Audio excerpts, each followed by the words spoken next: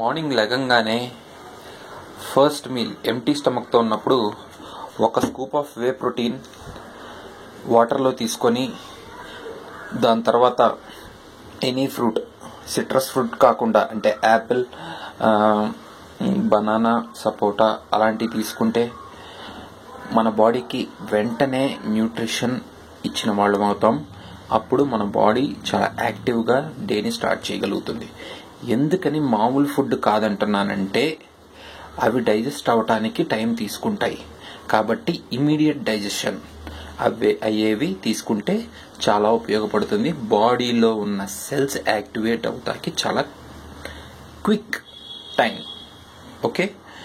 And one more main reason, first meal అనేది ఎందుకని ఇదే తీసుకుంటున్నాను, ఎందుకని న్యాచురల్ ఫుడ్ కాదు, ఇది న్యాచురల్ ఫుడ్ కాదు అంటే ఎగ్ వైట్స్ అవి కాదు, చికెన్, మటన్, ఫిష్ అవన్నీ కాకుండా అని అంటే అది డైజెస్ట్ అవటానికి టైం పడుతుంది.